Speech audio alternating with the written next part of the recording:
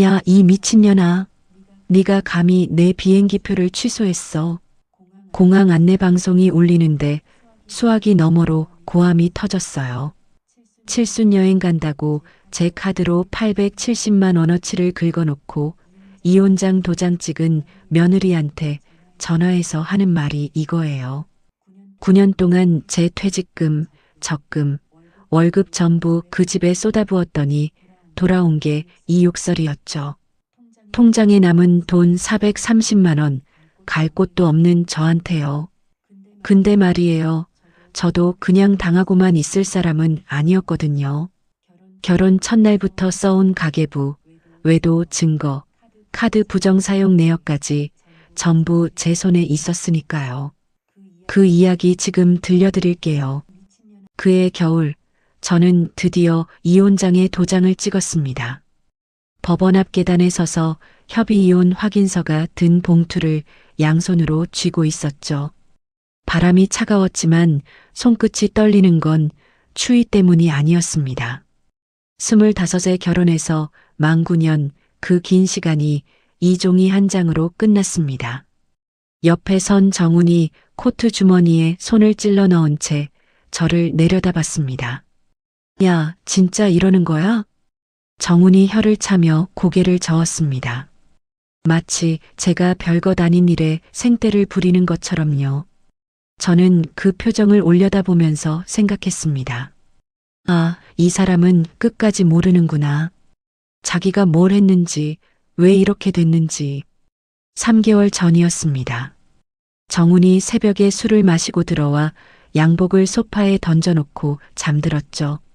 저는 다음날 아침 양복을 정리하다가 안주머니에서 작은 사진 한 장을 꺼냈습니다. 산부인과 초음파 사진이었어요. 사진 아래에 이름이 2줄 적혀 있었습니다. 환자명 류아은, 보호자 오정훈. 저는 그 사진을 들고 부엌 의자에 한참을 앉아 있었습니다. 손이 떨리지도 눈물이 나지도 않았어요. 다만 머릿속이 아주 맑아지는 느낌이었죠. 그날 밤 잠든 정훈의 휴대폰 잠금을 풀었습니다. 류아은이라는 여자와 2년 넘게 주고받은 메시지, 사진, 매달 보낸 돈 내역까지 전부 확인했습니다. 저는 하나하나 제 메일로 보내두었습니다. 손가락 하나 떨리지 않았어요. 이혼을 꺼냈을 때 가장 먼저 달려온 건 정훈이 아니라 시어머니 김말자였습니다. 현관문을 벌컥 열고 들어오시더니 거실 한가운데 서서 저를 위아래로 훑쳤죠. 네가 뭘 잘못했으니까 우리 정훈이가 밖으로 눈을 돌렸겠지. 말자 어머니가 턱을 치켜들며 말했습니다. 정훈은 어머니 뒤에서 고개를 숙인 채 한마디도 하지 않았어요. 저는 식탁 앞에 앉아 두 사람을 바라봤습니다. 대꾸할 힘도 의지도 없었죠. 이혼 조정이 시작된 뒤에도 말자 어머니의 전화는 하루도 빠지지 않았습니다. 재산분할 같은 소리 꺼내지도 마. 빈손으로 왔으면 빈손으로 나가. 말자 어머니가 수화기 너머로 침을 튀기며 말할 때마다 저는 전화기를 귀에서 떼고 가만히 화면만 바라봤습니다. 결혼 생활 9년 동안 정훈 월급으로는 생활비가 턱없이 모자랐어요. 제 퇴직금, 적금, 보너스까지 전부 이 집 살림에 들어갔습니다. 그런데 빈손으로 나가라니요. 이혼이 최종 확정되던 날 말자 어머니는 법원에 오지 않았습니다. 나중에 알았죠. 그날 말자 어머니는 백화점에서 칠순 해외여행에 입고 갈 옷을 고르고 있었습니다. 그 옷값도 제 카드로 결제됐더군요. 정훈이 제 카드 정보를 어머니에게 넘긴 겁니다. 집으로 돌아온 저는 바로 휴대폰을 꺼내 카드 앱을 열었습니다. 제 이름으로 된 카드 3장의 사용 내역을 하나하나 확인했죠. 항공권 왕복 1매, 호텔 5박, 현지 관광 패키지, 공항 리무진, 총 870만 원.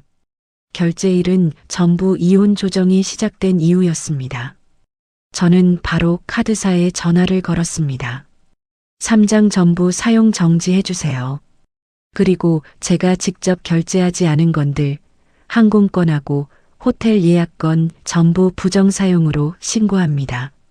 상담원이 차분한 목소리로 안내했습니다. 부정사용 조사에 최소 2주 정도 걸리시고요. 카드 정지는 지금 바로 처리됩니다. 저는 그 통화를 녹음해 두었습니다. 전화를 끊자마자 정훈에게서 연락이 왔습니다. 엄마 여행권은 건드리지 마. 그거 엄마 칠순 선물이잖아. 정훈이 낮은 목소리로 말했습니다. 당신 돈으로 해드리면 되잖아. 제가 답하자 수화기 너머로 몇 초간 아무 소리도 들리지 않았습니다. 그리고 뚝 전화가 끊겼어요. 저는 그 침묵의 뜻을 정확히 알고 있었습니다. 정훈에게 그만한 돈이 없다는 뜻이죠. 저는 빈 거실 바닥에 앉아 제 통장 잔고를 확인했습니다. 430만 원. 만 9년의 결혼 생활을 정리하고 남은 돈이 그게 전부였어요. 이 돈으로는 전세 보증금도 안 됩니다. 하지만 저는 핸드폰 메모장을 열었습니다. 정훈 외도 증거 목록, 시댁카드 부정사용 내역. 파일을 하나씩 훑으며 심호흡을 했습니다. 괜찮아, 서진아. 이제 시작이야. 카드가 정지된 걸 모른 채 닷새가 흘렀습니다. 출국 당일 아침, 저는 원룸을 알아보려고 부동산 앱을 뒤지고 있었어요. 그때 모르는 번호로 전화가 걸려왔습니다. 혹시나 부동산에서 온 전화일까 싶어 받았죠. 수화기 너머로 공항 안내 방송 소리가 먼저 들렸습니다. 그리고 곧바로 귀를 찢을 듯한 고함이 터져 나왔습니다. 야, 이 미친년아. 네가 감히 내 비행기표를 취소했어. 저는 수화기를 귀에서 살짝 떼고 3초를 세었습니다. 하나, 둘, 셋. 그리고 최대한 낮고 차분한 목소리로 입을 열었죠. 아줌마, 실례지만 누구세요? 수화기 너머로 말자의 숨소리가 거칠어지는 게 들렸습니다. 아줌마가 누구야 이년아. 네 시어머니잖아. 말자가 목을 쥐어짜듯 소리를 질렀습니다. 뒤로 공항 안내 방송이 울리고 사람들 웅성거리는 소리가 섞여 들어왔어요. 저는 이혼한 사람이에요. 시어머니라는 분은 제 인생에 없는데요. 저는 창밖을 바라보며 담담하게 말했습니다. 번호 잘못 거신 것 같으니 끊을게요. 야, 한서진, 네가 감히. 저는 통화 종료 버튼을 눌렀습니다. 그리고 바로 그 번호를 차단 목록에 넣었어요. 잠시 뒤 또 모르는 번호로 전화가 왔습니다. 공항 안내데스크 번호였죠. 그것도 차단했습니다. 마지막으로 정훈의 번호까지 차단 목록에 올린 뒤 저는 핸드폰을 식탁 위에 내려놓았습니다. 손이 조금 떨렸어요. 하지만 입꼬리는 올라가 있었습니다. 그 시각 공항에서는 말자가 항공사 카운터 앞에서 직원의 목덜미를 잡을 기세로 따지고 있었을 겁니다. 나중에 들은 이야기로는 직원이 이렇게 안내했다고 합니다. 손님 결제가 취소된 게 아니라 카드 자체가 정지되어서 결제가 무효 처리된 겁니다. 내 며느리 카드인데 내가 쓴 게 뭐가 문제야. 말자가 카운터를 손바닥으로 내려치며 말했지만 직원은 고개를 숙인 채 같은 말을 반복했다고 합니다. 카드 명의자 본인이 정지를 요청하신 거니라 저희 쪽에서 해드릴 수 있는 부분이 없습니다. 말자는 그 자리에서 정훈에게 전화를 걸었겠죠. 정훈은 제게 수십 통을 시도했지만 전부 차단되어 있었을 테고요. 결국 정훈은 제 친정 어머니에게 전화를 걸었습니다. 어머니, 서진이 좀 바꿔주십시오. 정훈이 결혼 초에 저장해둔 친정 어머니 번호로 연락한 겁니다. 그런데 어머니는 바로 그날 아침 제게서 이혼 소식을 들은 직후였어요. 사실 저는 그 전화를 하기까지 5분을 망설였습니다. 수화기를 들고 내려놓고 다시 들고 어머니가 9년 전 결혼을 반대했을 때 제가 했던 말이 떠올랐거든요. 엄마가 내 인생에 뭘 알아. 그 한마디에 어머니와의 사이가 멀어졌었죠. 결국 저는 전화를 걸었습니다. 엄마, 서진아. 어머니의 목소리가 조심스러웠습니다. 엄마, 나 이혼했어. 긴 침묵이 흘렀습니다. 저는 입술을 깨물고 어머니의 대답을 기다렸어요. 그래, 고생했다. 어머니가 그 한마디를 했을 때 저는 9년치 눈물이 한꺼번에 터졌습니다. 아무 말도 할 수가 없었어요. 수화기를 붙잡은 채 한참을 울기만 했죠. 어머니도 아무 말 없이 그냥 들어주셨습니다. 그래서 정훈이 어머니에게 전화를 걸었을 때 어머니의 목소리는 단단했습니다. 서진이는 이제 자네 아내가 아니에요. 다시는 이 번호로 전화하지 말아요. 어머니가 그렇게 말하고 전화를 끊었다는 걸 저는 나중에야 들었습니다. 그 이야기를 듣고 저는 또 한참을 울었어요. 9년 동안 혼자 버텨온 줄 알았는데 어머니는 그쪽에서 내내 기다리고 계셨던 겁니다. 다음 날 공항에서 빈손으로 돌아온 말자는 정훈의 아파트로 찾아갔습니다. 정훈아, 내 통장에서 870만 원 당장 꺼내. 다시 예약해. 말자가 소파에 앉으며 당연하다는 듯 말했습니다. 정훈은 거실에 서서 어머니를 바라봤습니다. 통장 잔고 47만 원. 그 사실을 차마 입 밖에 꺼낼 수 없었겠죠. 엄마, 서진이한테 한 번만 더 연락해 볼게. 정훈이 고개를 숙이며 말했습니다. 말자가 눈을 가늘게 뜨고 아들을 올려다봤습니다. 그년이 전화를 받아야 연락을 하지. 대체 돈이 어디로 다 샌 거야, 이 자식아. 정훈은 대답하지 못하고 부엌으로 몸을 돌렸습니다. 말자의 눈이 아들의 뒷모습을 쫓았어요. 입술을 일자로 굳힌 채 뭔가를 곱씹는 표정이었습니다. 그리고 저는 그 모든 소동을 모른 채 부동산을 돌아다니고 있었습니다. 혼자 살 원룸 하나를 구하기 위해서요. 바로 그때 길모퉁이 부동산 앞에서 낯익은 얼굴을 마주쳤습니다. 서진아? 짧은 머리에 베이지색 코트를 입은 여자가 저를 보며 걸음을 멈췄습니다. 박지수. 10년 전 같은 회사 격리부에서 나란히 앉아 일하던 동료였어요. 그날 밤 저는 원룸 계약을 마치고 텅 빈 방에 들어섰습니다. 이삿짐이라고 할 것도 없었어요. 옷가방 하나와 서류 봉투 2개가 전부였죠. 방바닥에 앉아 벽을 바라보는데 핸드폰이 진동했습니다. 차단된 번호 목록을 열어봤습니다. 정훈의 부재중 전화 37건, 말자의 문자 22건. 저는 하나씩 확인했습니다. 이년아, 너 법대로 하자 두고 봐. 서진아, 엄마가 미안하다 한 번만 전화 받아라. 870만 원 안 갚으면 고소한다. 정훈이가 잘못했어. 한 번만 봐줘라. 협박, 욕설, 회유, 다시 협박. 저는 모든 화면을 하나씩 캡처해서 저장했습니다. 이것도 다 증거가 되니까요. 핸드폰을 내려놓고 천장을 올려다봤습니다. 내일부터 출근이에요.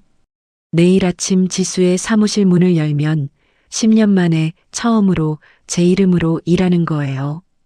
이상하게도 두려움보다 가슴이 뛰었습니다. 지수는 저를 알아보자마자 부동산 앞에서 위아래를 훑쳤습니다. 야, 너 얼굴이 왜 이래? 밥은 먹고 다녀? 저는 억지로 웃어 보였지만 지수의 눈은 이미 제 손에 들린 부동산 전단지를 보고 있었죠. 원룸 알아보는 거야? 응, 이사할 때 찾고 있어. 제가 고개를 끄덕이자 지수가 미간을 좁히며 물었습니다. 남편은? 이혼했어. 지수가 잠깐 입을 다물었다가 고개를 한번 끄덕였습니다. 위로의 말 같은 건 하지 않았어요. 대신 제 팔을 잡아 끌며 근처 카페로 들어갔죠. 커피를 시키고 지수가 먼저 입을 열었습니다. 지금 뭐 하고 있어? 일은? 아직 10년을 쉬었으니까. 제가 커피잔을 두 손으로 감싸며 말했습니다. 지수가 테이블 위에 팔꿈치를 올리고 턱을 괴었어요. 너 전산회계 자격증 아직 있지? 있긴 한데 그게 지금 무슨 소용이 있으니까 묻지. 지수가 가방에서 명함을 꺼내 테이블 위로 밀었습니다. 지수 세무회계사무소 대표 세무사 박지수라고 적혀 있었어요. 나 지금 사무실 운영하는데 기장 업무 도와줄 사람이 당장 필요해. 경력에 자격증까지 있는데 뭘 고민해. 저는 명함을 내려다보며 아무 말도 하지 못했습니다. 10년 만에 처음으로 누군가가 제 능력을 인정해주는 순간이었어요. 출근 첫 주 저는 10년 공백이 무색할 만큼 빠르게 적응했습니다. 거래처 장부 정리와 부가세 신고, 보조 작업에서 대기업 격리 시절 몸에 밴 실력이 그대로 나왔고, 지수는 바로 거래처 세무 상담 동행까지 맡겼죠. 하지만 시댁의 압박은 멈추지 않았습니다. 말자 어머니는 차단을 피해 공중전화, 정훈 직장 동료 번호, 동네 미용실 전화까지 동원해서 연락을 시도했어요. 칠순여행 비용 870만 원 안 갚으면 법적으로 간다. 저는 그 문자를 보고 오히려 웃었습니다. 제 카드를 동의 없이 가져다 쓴 쪽이 법을 들먹이다니요. 지수가 소개해준 최도영 변호사를 찾아갔습니다. 최도영 변호사가 제가 정리해둔 서류 파일을 넘기다가 손을 멈췄습니다. 이거 다 직접 정리하신 거예요? 네. 결혼 초부터 가계부를 썼어요. 오히려 카드건으로 역고소가 가능합니다. 이 정도 자료면 사건 정리가 수월하겠어요. 최도영 변호사가 특히 주목한 건 제가 시댁에 드린 돈의 총액이었습니다. 시어머니 생활비 매달 150만 원, 시댁 경조사비. 다음 날 점심, 저는 사무실 앞 카페에 앉아 있었습니다. 맞은편에 류하은이 있었죠. 제가 상상했던 모습과 달랐습니다. 화려하거나 당당하지 않았어요. 다크서클이 짙었고 손톱을 물어뜯은 자국이 손가락마다 남아 있었습니다. 하은이 커피잔을 두 손으로 감싼 채 먼저 입을 열었습니다. 언니, 저 정훈 오빠한테 속았어요. 저는 언니라는 호칭에 입안이 씁쓸해졌지만 표정을 바꾸지 않았습니다. 그냥 커피를 한 모금 마시고 하은의 얼굴을 바라봤죠. 어떻게 속았는데? 하은이 고개를 숙이며 말했습니다. 처음부터 아내하고 별거 중이라고 했어요. 곧 이혼한다고. 임원 승진 앞두고 있어서 조금만 기다리면 같이 살 수 있다고요. 하은의 목소리가 점점 작아졌습니다. 근데 과장이었어요. 승진은커녕 회사에서 밀려나는 사람이었어요. 오피스텔 월세도 3개월째 밀렸고요. 저는 테이블 위에 팔짱을 끼고 가만히 들었습니다. 정훈이라는 사람은 어디서든 똑같은 방식으로 거짓말을 하는구나. 저한테는 월급이 적다고, 어머니한테는 효자인 척, 이 여자한테는 능력 있는 남자인 척. 가면이 3개였던 거예요. 근데 왜 나를 찾아온 거야? 제가 묻자 하은이 테이블 아래에서 손을 꼭 쥐었습니다. 한참을 망설이다가 입술을 깨물며 말했죠. 저 임신했어요. 8주요. 저는 커피잔을 내려놓았습니다. 3개월 전 정훈의 양복 주머니에서 나온 초음파 사진이 떠올랐어요. 그때는 분노가 치밀었는데 지금은 이상하게 아무것도 느껴지지 않았습니다. 정훈이한테 말했어? 했죠. 처음에는 책임지겠다고 했어요. 하은이 코를 훌쩍이며 말했습니다.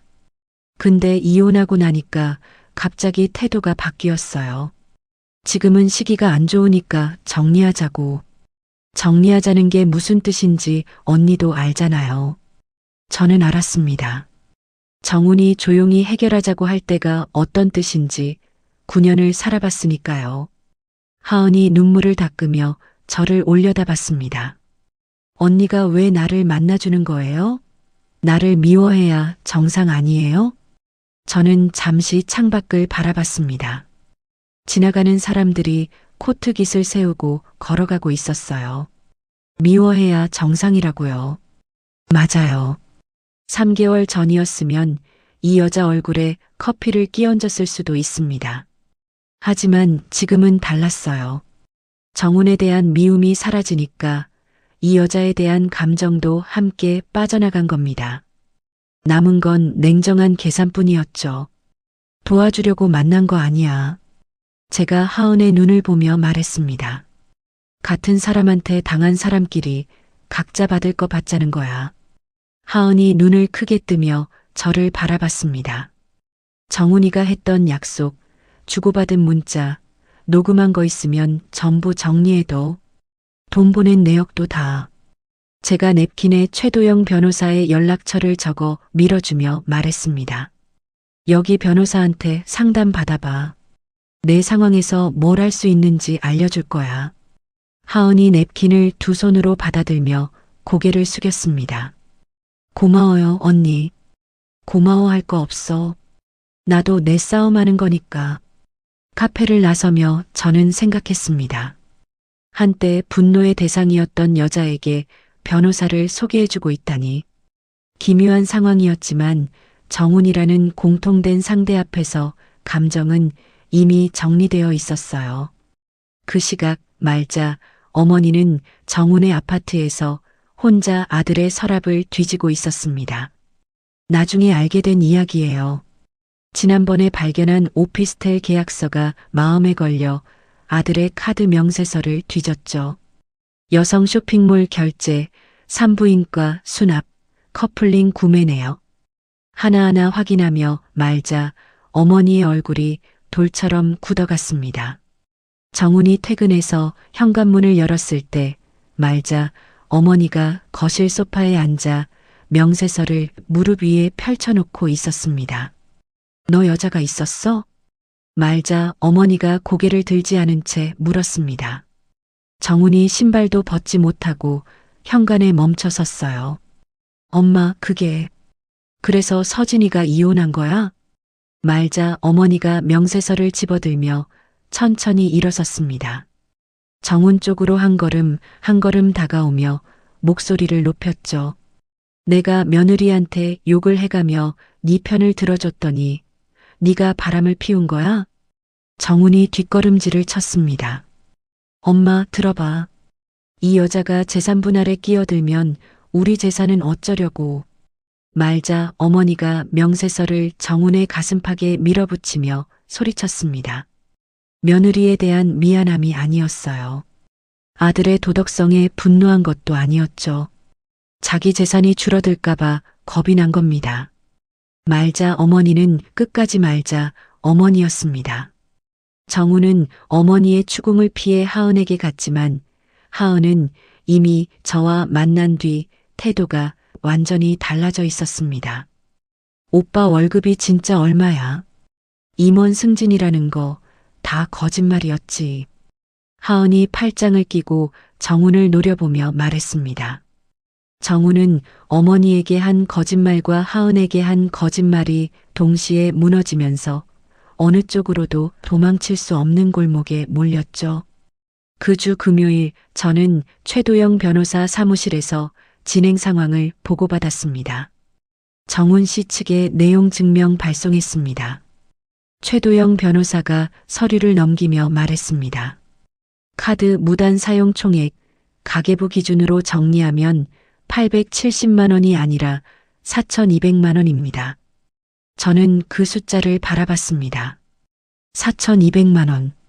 제가 모르는 사이에 정훈이 제 카드로 긁어간 돈의 총액이었어요. 내용 증명을 받아든 정훈이 사무실 유선 전화로 제 직장에 연락해 왔습니다. 저는 전화를 받지 않았어요. 지수가 수화기를 들더니 이렇게 말했죠. 한서진 씨는 개인적인 전화 안 받습니다. 용건 있으시면 변호사를 통해 연락하세요. 지수가 탁 수화기를 내려놓으며 저를 돌아봤습니다. 그 새끼 목소리 되게 쪼그라들어 있더라. 저는 웃지 않고 고개만 끄덕였습니다. 결혼 생활 내내 문제가 터질 때마다 정훈이 쓰던 말이 있었거든요. 야, 이러지 말고 우리 조용히 해결하자. 그 말의 뜻은 항상 같았습니다. 덮자는 거예요. 하지만 이번에는 덮이지 않을 겁니다.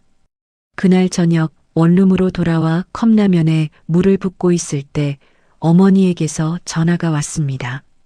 서진아, 엄마가 원룸 보증금이라도 보태줄까? 어머니가 조심스럽게 말했습니다. 아니야, 엄마. 나 이번 달부터 월급 나와. 괜찮아. 진짜 괜찮아? 응, 진짜야. 전화를 끊고 컵라면을 먹으려는데 핸드폰에 알림이 떴습니다. 송금 100만 원. 메모란에 이렇게 적혀 있었어요. 우리 딸 밥 좀 사 먹어. 저는 컵라면 위로 눈물이 떨어지는 걸 느끼며 한참을 그 자리에 앉아 있었습니다. 괜찮다고 했잖아, 엄마. 근데 왜 이렇게 마음이 무너지는 건지. 한참을 울고 나서 눈물을 닦았습니다. 핸드폰 차단 목록을 열어봤어요. 정훈의 부재중 전화가 또 쌓여 있었습니다. 말자 어머니의 문자도요. 협박, 욕설, 회유, 다시 협박. 저는 모든 화면을 하나씩 캡처해서 증거 폴더에 저장했습니다. 그리고 내일을 위해 알람을 맞추고 누웠죠. 내일도 출근해야 하니까요. 내일도 할 일이 있으니까요. 그게 지금의 저를 지탱하는 전부였습니다. 다음 주 월요일 시댁에서는 예상치 못한 내전이 벌어지고 있었습니다. 나중에 정훈 측 변호사를 통해 전해들은 이야기예요. 말자 어머니는 아들의 외도를 확인한 뒤 분노의 방향을 바꿨습니다. 하지만 그 분노의 본질은 도덕적인 게 아니었죠. 네가 바람을 피워서 이혼 사유를 만든 거면 재산 분할이랑 위자료에서 우리 쪽이 불리해진다. 말자 어머니가 식탁을 손바닥으로 내리치며 정훈에게 말했습니다. 그 여자 당장 정리해. 그리고 서진이한테 합의 보자고 연락해. 재판까지 가면 내 바람 피운 거 다 드러나. 정훈이 고개를 숙인 채 고개를 끄덕였습니다. 알겠어, 엄마. 내가 해결할게. 정훈은 하은에게 이별을 통보하러 갔습니다. 하지만 하은은 이미 제 조언대로 준비가 되어 있었죠. 핸드폰 녹음 버튼을 누른 채 정훈을 맞았습니다. 나 임신했는데 정리하자고? 그게 말이야? 하은이 테이블 위에 손을 짚으며 말했습니다. 정훈이 두 손을 내저으며 목소리를 낮췄어요. 하은아, 지금 내 상황이 어떤지 알잖아. 조금만 시간을 줘. 시간? 오빠가 책임지겠다고 했잖아. 같이 살자고 했잖아. 그거 다 거짓말이었어? 하은이 일부러 정훈의 과거 발언을 하나하나 짚으며 말했습니다. 녹음기가 돌아가고 있다는 걸 정훈은 몰랐죠. 그때는 상황이 달랐어. 뭐가 달라? 임원 승진한다던 것도 거짓말, 아내랑 별거 중이라던 것도 거짓말, 다 거짓말이었으면서 하은이 의자에서 일어서며 말했습니다. 나도 가만 안 있어. 오빠 회사에 다 알릴 거야. 정훈의 얼굴이 새하얘졌습니다. 하은의 핸드폰 속에는 정훈이 한 모든 약속이 녹음되어 있었어요. 같은 주 저는 세무사 사무실에서 본격적으로 실력을 발휘하기 시작했습니다. 소규모 자영업자들의 부가세 신고와 기장 업무를 도맡으면서 정확하고 빠른 처리로 거래처 사장님들의 신뢰를 얻었죠. 지수가 제 책상 옆에 서서 완성된 서류를 넘기다가 입꼬리를 올렸습니다. 야, 너 정식 직원 계약하자. 실적에 따라 인센티브도 줄게. 저는 고개를 들어 지수를 바라봤습니다. 진짜? 내가 언제 빈말한 적 있어. 내일 계약서 쓰자. 저는 처음으로 제 노동의 정당한 대가가 돌아오는 경험을 했습니다. 9년 동안 살림을 하고 시어머니 수발을 들고 시댁 경조사를 챙겨도 한 번도 들어본 적 없는 말이었거든요. 잘했다. 수고했다.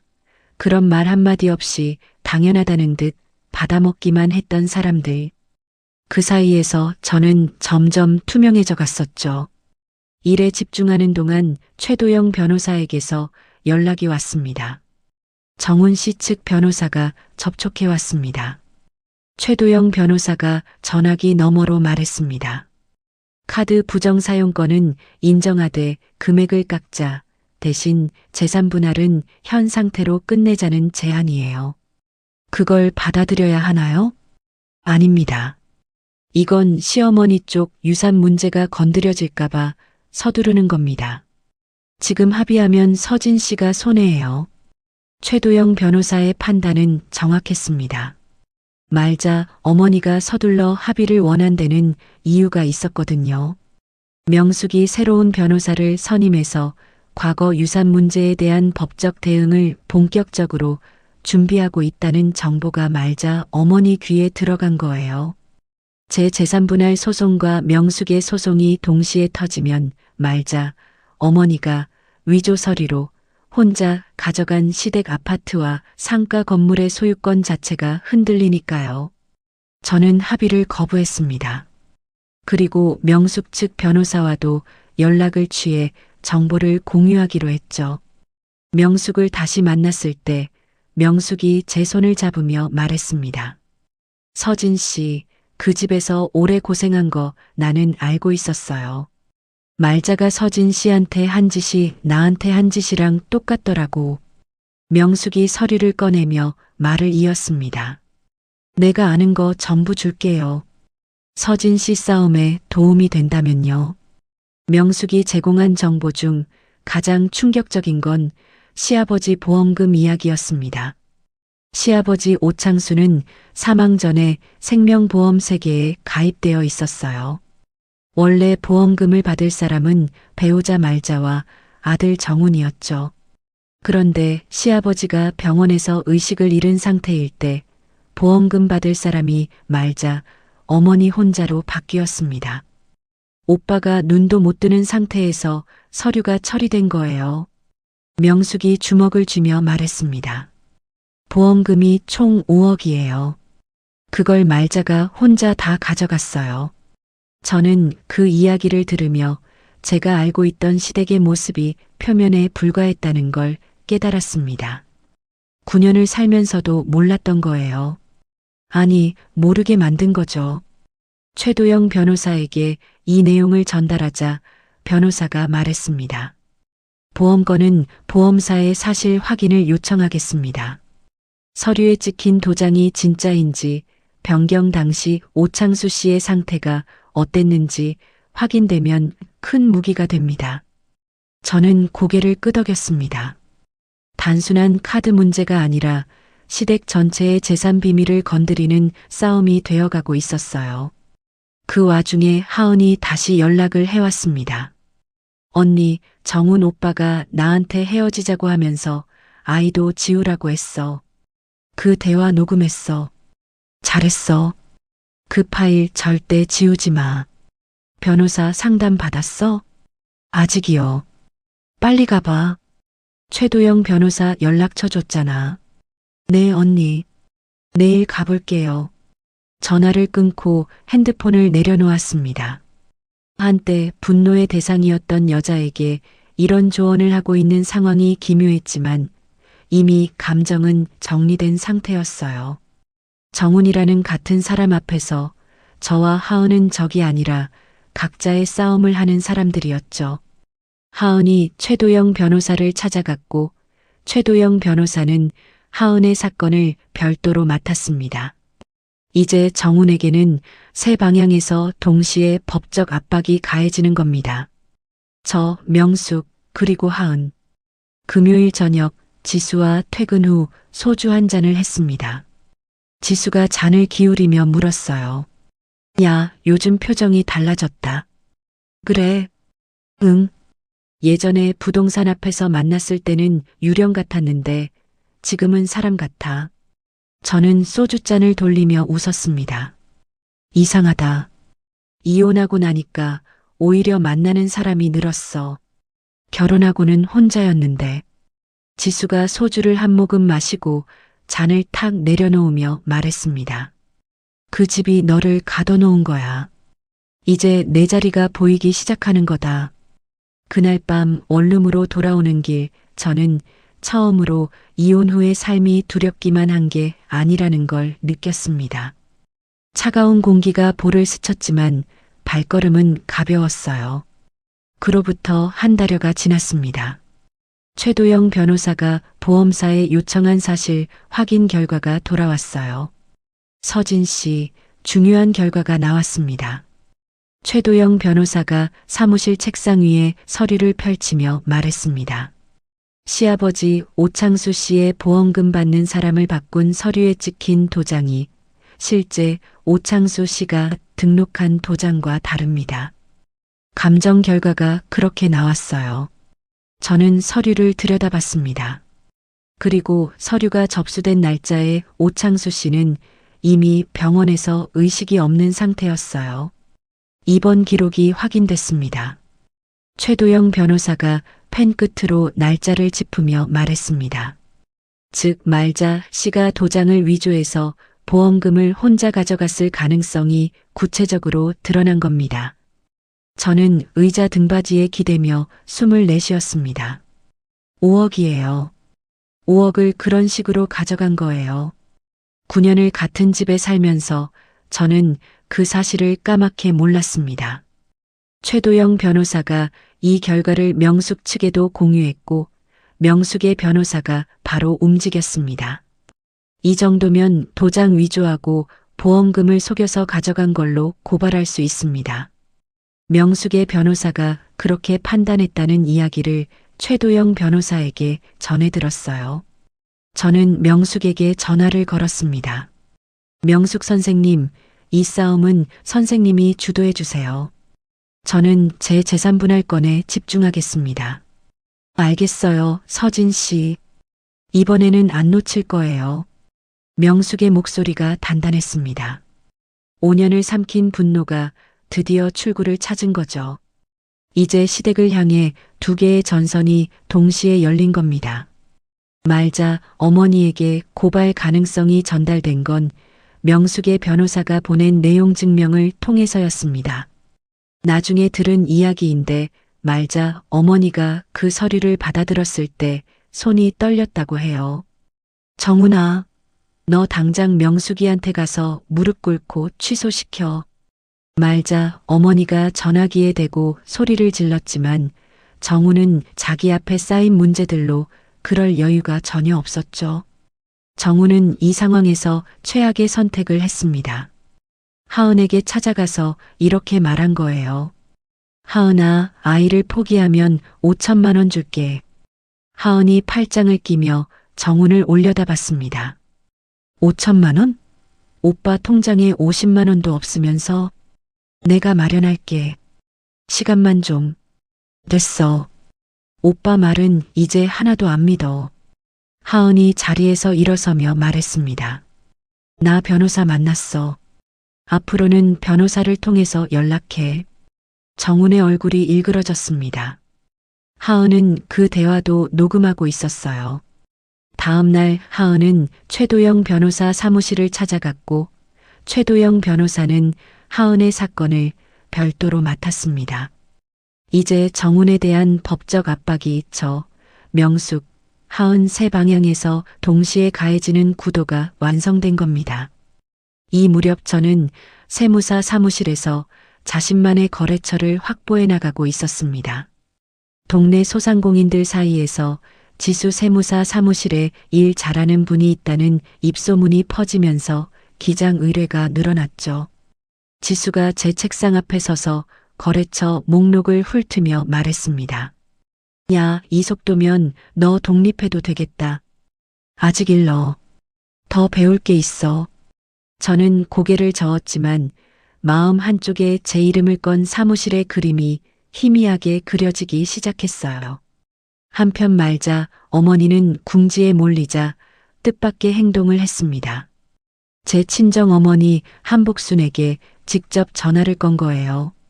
복순 씨, 우리가 사돈간인데 이렇게까지 할 필요가 있겠소? 서진이 좀 말려주시오. 어머니가 그 전화를 받았을 때 목소리가 차가워졌다고 합니다. 사돈? 우리 서진이 시집살이 시킬 때는 사돈이란 말도 안 하더니 이제 와서 사돈 타령이요? 어머니가 그렇게 말하고 전화를 끊었어요. 그리고 바로 제게 연락을 했죠. 서진아, 말자, 씨가 전화했더라. 너 말리라고. 엄마, 그 사람들이 연락하면 아예 받지 마. 통화 내용만 저장해두고. 걱정 마. 엄마가 호락호락 당할 사람이냐? 어머니의 목소리는 단단했지만 저는 친정 어머니까지 이 싸움에 끌려 들어오는 게 마음에 걸렸습니다. 빨리 정리해야겠다고 다짐했어요. 결정적 전환점은 그 주 수요일에 찾아왔습니다. 최도영 변호사에게서 전화가 왔어요. 서진 씨, 정훈 씨 측 변호사가 전면 합의를 제안해 왔습니다. 전면 합의요? 네. 카드 부정 사용 4,200만 원 전액 반환, 재산 분할 추가 지급, 위자료까지 포함한 패키지입니다. 최도영 변호사가 숫자를 하나하나 읽어주며 말했습니다. 명숙 씨의 고발 건하고 류하은 씨 소송이 겹치니까 서진 씨 건이라도 먼저 정리하겠다는 전략이에요. 저는 잠시 생각했습니다. 금액은 나쁘지 않았어요. 하지만 한 가지가 걸렸죠. 변호사님, 금액은 수용하겠습니다. 대신 조건 하나 추가해 주세요. 말씀하세요. 앞으로 어떤 법적 다툼에서도 정훈 측이 저를 증인으로 부르는 걸 요청하지 않겠다는 조항을 넣어주세요. 이거 빼면 합의 안 합니다. 최도영 변호사가 잠시 침묵하더니 낮은 목소리로 말했습니다. 명숙 씨 소송에서 서진 씨를 증인으로 끌어내는 걸 미리 막으시려는 거군요. 네. 대단하십니다. 바로 전달하겠습니다. 이틀 뒤 정훈 측이 조건을 수용했습니다. 말자 어머니가 급하게 예금을 깨고 정훈이 대출을 받아 합의금을 마련했죠. 합의서에 서명하는 날 최도영 변호사 사무실에서 펜을 들었습니다. 이름 석자를 또박또박 쓰고 펜을 내려놓았을 때 통장에 입금 알림이 울렸어요. 저는 핸드폰 화면을 확인하고 가방에 넣었습니다. 사무실을 나서는 발걸음이 가벼웠습니다. 9년 만에 처음으로요. 합의가 마무리되고 일주일이 지났습니다. 저는 합의금 중 일부를 어머니에게 보내려고 전화를 걸었어요. 엄마, 나 돈 좀 보낼게. 그동안 고생하셨으니까. 내 돈은 네가 써. 엄마는 필요 없다. 어머니가 완강하게 거절했습니다. 제가 아는 어머니였어요. 평생 남한테 손 안 벌리고 살아온 사람. 저는 결국 다른 방법을 택했습니다. 어머니 집에 낡은 보일러를 새 것으로 바꿔드리고 건강검진을 예약했죠. 검진 받으러 가는 길에 어머니와 나란히 걸었습니다. 어머니가 앞을 보며 불쑥 말했어요. 엄마가 그때 결혼 반대한 거 아직도 서운하냐? 저는 걸음을 멈추지 않고 대답했습니다. 서운한 게 아니라 엄마 말이 맞았는데 인정하기 싫었던 거야. 어머니가 고개를 돌려 저를 봤습니다. 눈가에 주름이 깊었어요. 9년 동안 이 사람도 혼자 소가리를 했겠구나. 저는 어머니의 팔을 잡고 다시 걸었습니다. 이제 됐다. 지나간 거 가지고 뭘. 어머니가 제 손등을 톡톡 치며 말했습니다. 9년 묵은 매듭이 그렇게 풀렸어요. 거창한 말은 필요 없었습니다. 제가 가족관계를 회복하는 동안 시댁의 상황은 가속도로 악화되고 있었습니다. 명숙의 고발이 경찰에 정식으로 접수됐고 말자 어머니는 경찰서 출석 요구를 받았어요. 도장 위조와 보험금 부정 수령 혐의로 조사가 시작된 겁니다. 말자 어머니가 경찰서에서 나오며 정훈에게 전화를 걸었습니다. 이게 다 서진이 때문이야. 그년이 명숙이한테 다 풀었어. 말자 어머니가 이를 갈며 말했지만 정훈은 이미 저와의 합의 조건에 따라 제게 어떤 연락도 할 수 없는 상태였죠. 정훈의 상황도 더 나빠졌습니다. 하은이 정훈을 상대로 아이의 아버지임을 인정하라는 소송과 양육비를 내라는 소송을 동시에 걸었어요. 하은은 단호했습니다. 나을 거야. 그리고 양육비 받을 거야. 정훈은 저에게 합의금을 주려고 받은 대출 갚는 것도 벅찬데 양육비까지 감당해야 하는 상황이 된 겁니다. 회사에서도 소송 스트레스와 잦은 결근, 업무 실적 저하가 쌓이면서 인사위원회에 올라갔어요. 결국 정훈은 결과를 기다리지 않고 스스로 사직서를 냈습니다. 더 버틸 체면이 없었던 거죠. 퇴직금으로 하은과 양육비 합의를 시도했지만 하은은 매달 받는 게 아니라 한 번에 받겠다고 했습니다. 퇴직금마저 빠져나갔어요. 정훈은 결국 말자 어머니의 아파트로 들어가 함께 살면서 배달 일을 시작했습니다. 저와 결혼했을 때 내가 임원까지 갈 사람이라며 큰 소리 치던 그 사람이요. 말자 어머니의 재산 기반도 흔들렸습니다. 명숙 측 변호사가 말자 어머니 이름으로 된 상가 건물을 팔거나 바꾸지 못하게 하는 법적 조치를 법원에 냈고 법원이 이걸 받아들이면서 상가의 거래가 전부 막혔어요. 월세 수입이 끊겼습니다. 아파트도 명숙과의 소유권 다툼 대상에 올라 처분이 불가능해졌죠. 정훈에게 매달 받던 용돈도 정훈의 실직으로 완전히 끊겼고요. 한때 며느리 하나 내쫓고도 호화롭게 살겠다며 칠순 여행을 떠나려 했던 말자 어머니. 그 여행이 자기 몰락의 시작이었다는 걸 뒤늦게 깨달았을 겁니다. 이 무렵 제게 새로운 기회가 찾아왔습니다. 지수가 거래처 중 한 곳인 프랜차이즈 업체의 세무자문 업무를 저와 공동으로 따내자고 제안한 거예요. 너 이 제안서 같이 써볼래? 업체 대표한테 직접 발표하는 거야. 지수가 서류를 제 책상 위에 놓으며 말했습니다. 나도 할 수 있을까? 할 수 있으니까 시키지. 숫자 분석은 네가 나보다 나아. 저는 주말까지 반납하고 제안서를 작성했습니다. 발표 당일 업체 대표 앞에서 직접 숫자를 설명하고 절세 방안을 제시했어요. 대표가 고개를 끄덕이더니 지수를 보며 말했습니다. 이분 분석력이 좋네요. 계약합시다. 사무실로 돌아오는 길에 지수가 제 어깨를 툭 치며 웃었습니다. 맞지? 너 독립해도 된다니까. 그날 이후 지수와 진지한 대화를 나눴습니다. 합의금 일부와 그간 모은 급여를 합치면 소규모 사무실 임대가 가능했어요. 다만 세무사 자격이 없는 저는 세무사 사무실을 직접 열 수 없었죠. 지수와 협의해서 지수의 사무실 분사무소 형태로 제가 실질적 운영을 맡는 구조를 만들기로 했습니다. 사무실 임대 계약을 마친 날 저는 문에 지수 세무회계 제2사무소라는 간판 시안을 붙여봤습니다. 제 이름은 아니지만 제 손으로 운영하는 첫 번째 공간이었어요. 거래처 서로 소개하면서 같이 크자. 지수가 제 옆에 서서 간판을 올려다보며 말했습니다. 저는 고개를 끄덕이고 사무실 안으로 들어갔습니다. 책상에 앉아 창밖을 바라보다가 핸드폰 메모장을 열었어요. 검색창에 세무사 시험 일정이라고 입력했습니다. 아직 갈 길이 멀었지만 방향은 보이기 시작했습니다. 분사무소를 열고 2달이 지났을 때 마지막 소식들이 하나씩 도착하기 시작했습니다. 최도영 변호사에게서 전화가 왔어요. 서진 씨, 명숙 씨 고발건이 검찰로 넘어갔습니다. 검찰로요? 네. 경찰 조사에서 말자 씨의 도장 위조하고 보험금 부정 수령에 대한 추가 정황이 확보됐어요.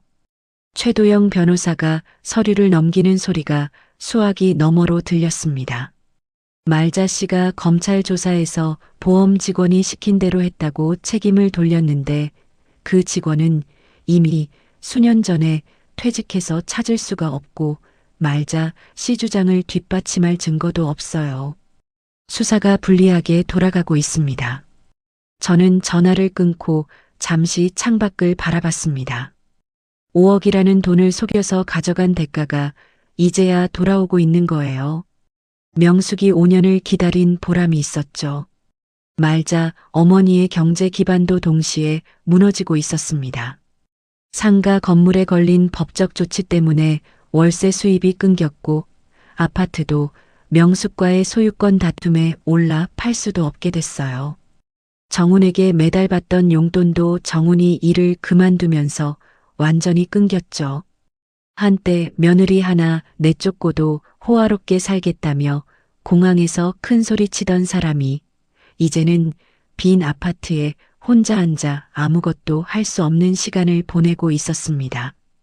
정우는 다시 일자리를 구하려 했지만 쉽지 않았어요. 경력이 끊긴 데다 소송 이력이 발목을 잡았죠. 하은은 아이를 낳기로 결정하고 양육비 지급 판결을 받아냈습니다. 정우는 수입도 없는 상태에서 양육비까지 감당해야 했고 결국 말자 어머니 아파트에 들어가 배달일로 하루하루를 버티고 있었습니다. 하은이 저에게 연락을 해왔어요. 언니, 나 아이 낳기로 했어. 혼자서라도 키울 거야. 잘 생각했어. 힘들면 연락해. 저는 짧게 답했습니다.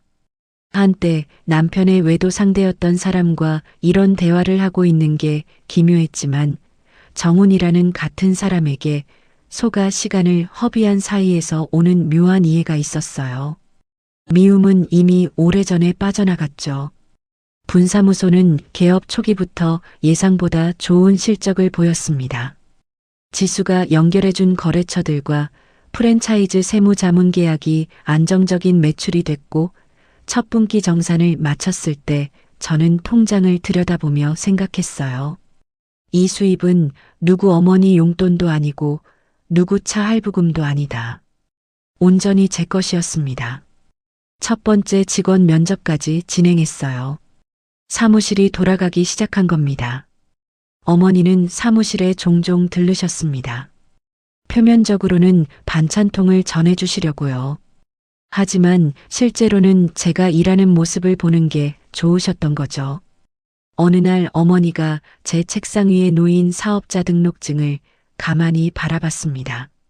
한서진, 한서진. 어머니가 제 이름을 2번 읽었어요.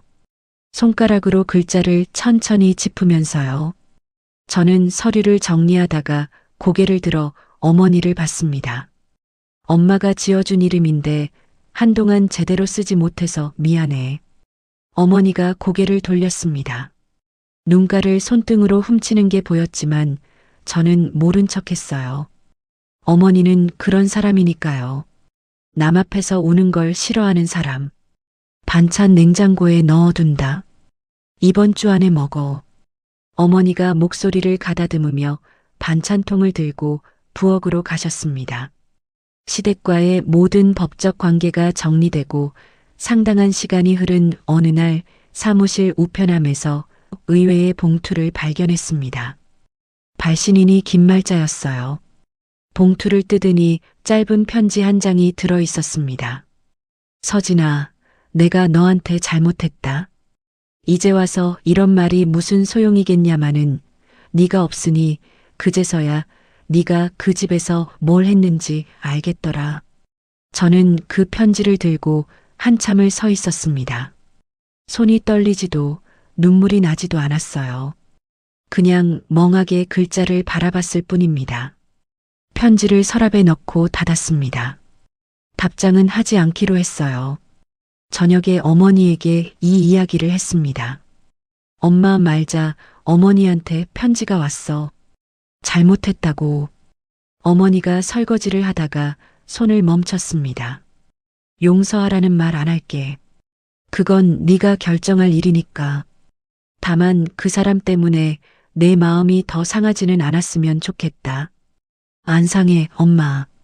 제가 식탁에 턱을 괴며 말했습니다. 그냥 좀 허무하다. 그 사과가 9년 전에 왔으면 달라졌을까 싶기도 하고 아닌 것 같기도 하고. 어머니가 행주에 손을 닦으며 저를 돌아봤지만 아무 말도 하지 않았어요. 그게 어머니의 방식이었죠. 필요 이상으로 말하지 않는 것. 저는 그게 편했습니다.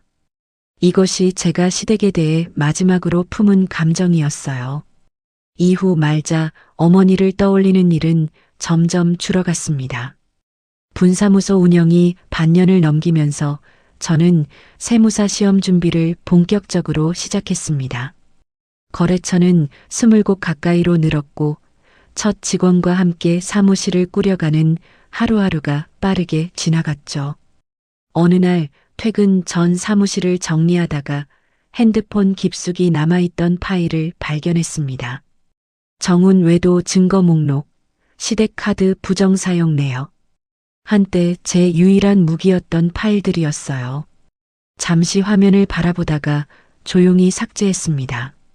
더 이상 필요 없는 것들이었으니까요. 그해 가을 사무실 창문으로 오후 햇살이 들어오고 있었습니다. 저는 거래처 장부를 정리하고 있었어요. 책상 위 핸드폰이 울렸습니다. 화면에 엄마라고 떠 있었죠. 응, 엄마. 오늘 저녁에 갈게. 뭐 사갈까? 아무것도 필요 없어. 네 얼굴만 보면 돼. 저는 전화를 끊고 잠시 창밖을 바라봤습니다. 가로수 잎이 노랗게 물들어 바람에 흔들리고 있었어요. 다시 장부로 시선을 돌렸습니다. 오늘도 할 일이 있는 사람의 오후였습니다. 서진 씨의 이야기를 읽으면서 자꾸 한 문장이 머릿속에 맴돌더라고요. 참는 게 미덕이 아니라 참는 게 나를 지우는 거였구나. 9년 동안 가계부를 쓰고 영수증을 모으고 증거를 백업해둔 건 복수를 준비한 게 아니었어요. 자기 자신이 존재했다는 걸 증명하려고 남겨둔 흔적이었던 거죠. 시청자 여러분은 어떠세요? 혹시 누군가를 위해 내 이름을 지우고 살아온 시간이 있으셨나요? 인생이란 게 참 돌아갈 수 없는 시간이 있잖아요. 그래도 서진 씨처럼 다시 자기 이름 석자로 세상에 서는 날이 오더라고요. 늦었다고 생각할 때가 진짜 시작이라는 말 오늘따라 참 맞는 것 같습니다. 오늘 사연이 시원하셨다면 구독과 좋아요 꾹 눌러주시고요. 이야기를 끝까지 들어주신 분이 계시다면 잘 들었다고 댓글 하나만 남겨주세요.